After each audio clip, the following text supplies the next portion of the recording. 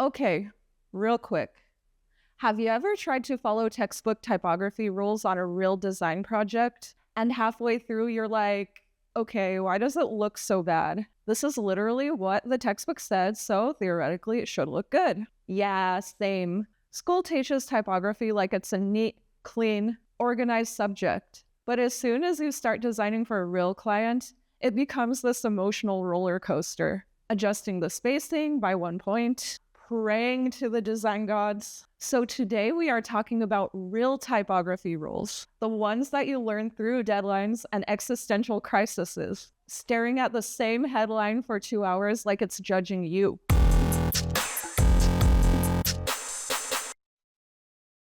Hey guys, welcome back. It's Candice Bobchak, your friendly design nerd, the one who spent probably way too many late nights fixing kerning that nobody notices, but the people who do absolutely notice. If you're new here, hi. I talk about design, creativity, the industry, the stuff that no one warns you about when you finally decide, hey, you know what?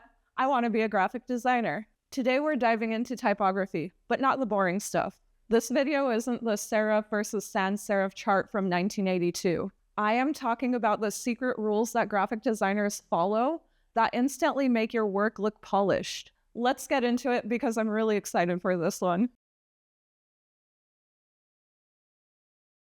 Let one typeface be the drama queen. Okay, so here's something that you learn really fast when you leave design school. Typography is basically like managing a friend group. You could have one dramatic friend, just one.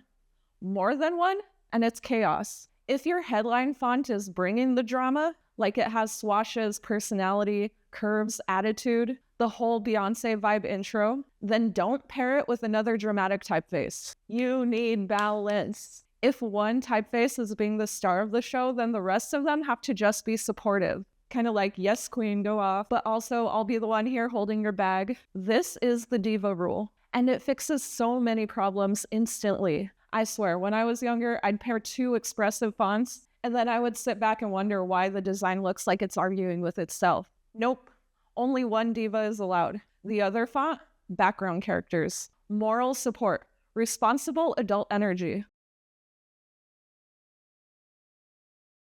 A good typeface never lets you down. Okay, hear me out. Good typefaces are like good shoes. You don't need 20 pairs to survive. You just need a couple that go with everything. Design school, low-key, it pressures people into thinking that they have to collect typefaces like Poke cards. And listen, I've been there. I've been that girl downloading fonts at 3 a.m. like if I'm rescuing them. But professionally, most designers rely on like 5 fonts. 5 for the majority of their work. Why?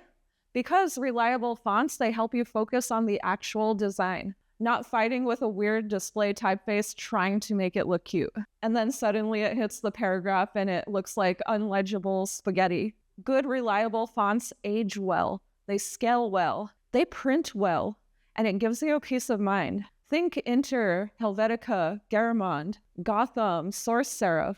Just absolute comfort fonts. The Ikea white sneaker of typography. You could dress them up, dress them down, and they will never betray you at a client meeting. Display fonts, fun, cute, but the moment that you try and depend on them, you're reminded why they're here for a good time, not a long time.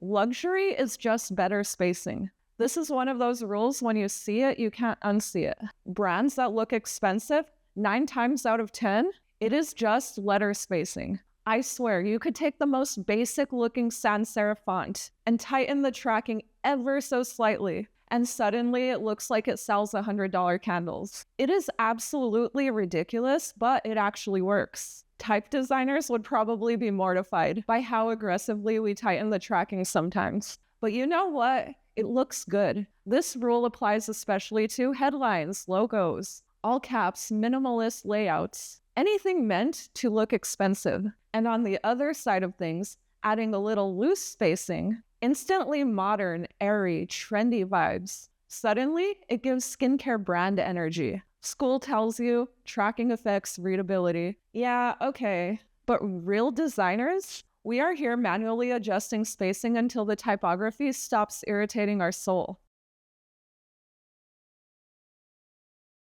If it looks weird, it is weird. Letting, oh my gosh, this is the hill I will literally die on. Letting is always taught in like a weirdly technical way. Use X percentage of font size. And then when you work on an actual project, you realize that no one follows this. In real design, it's 100% just vibe check. You sit there tapping the arrow keys like, okay, too tight. That's a little too loose. Okay, now it kind of looks like a poem written in 1739. But when I do that, it looks like the text is socially distancing. Okay, wait. Hold on. There. Yes, that's the one. The moment that the paragraph finally breathes correctly, oh my god, it's like typography enlightenment. It's not math, it's intuition, it's experience. It's your eyes quietly whispering, okay, fix it.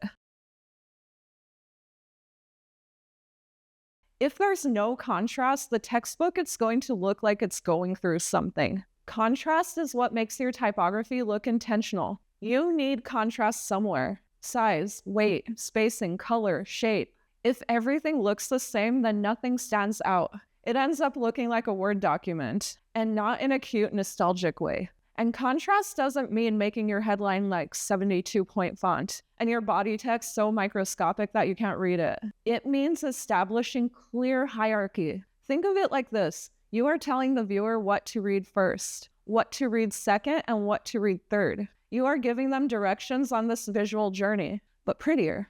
Professionals get so good at this because they do it constantly. And once it clicks, your layouts get cleaner and smarter overnight. Center alignment.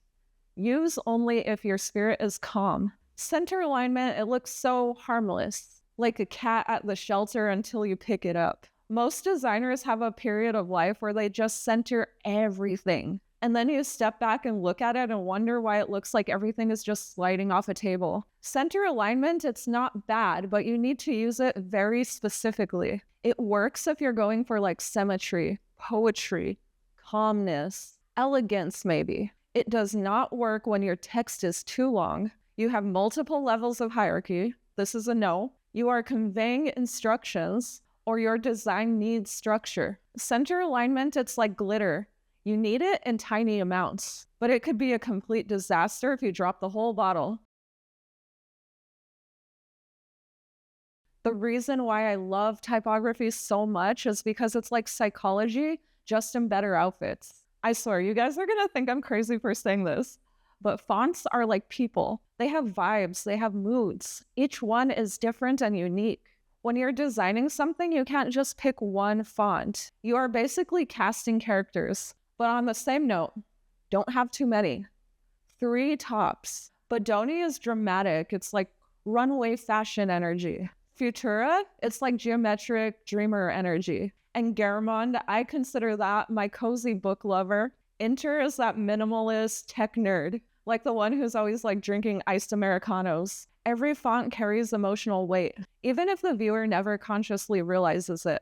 And school, it doesn't teach you this. Working in the real world does, because once you do this long enough, you start seeing patterns about how people react to specific fonts. Typography, it's basically like emotional manipulation, but like in a nice, visually pleasing kind of way.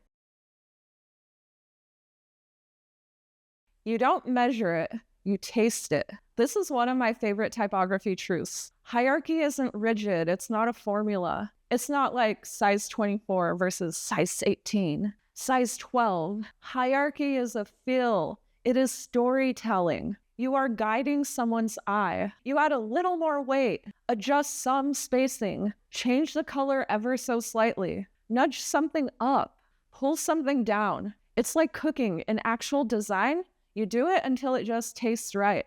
And once it does, it just clicks.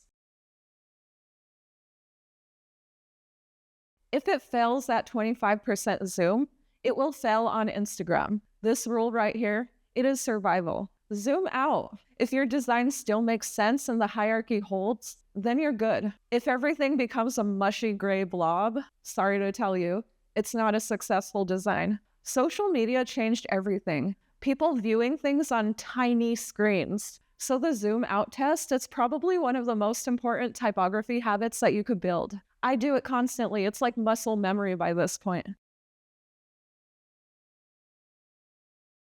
You need taste. Hot take. You don't need a huge typography library. You just need fonts that you genuinely understand. Their moods, their quirks, their behaviors. Most pros have their core fonts and they stay so loyal to them. It's not boring. It's efficient. Creativity isn't how many fonts you use. It is knowing why you choose them. Typography is one of those things that looks simple from the outside, and then once you get into it, you realize that basically it's an entire personality test for designers. These are the real rules, the ones that we pick up quietly over years of practice. If you want a part 2, or you want me to break down real world rules for maybe like layout or color, just let me know in the comments. Maybe even branding or logo design. Let me know because I have lots of those. If you enjoyed this breakdown, hit like and subscribe.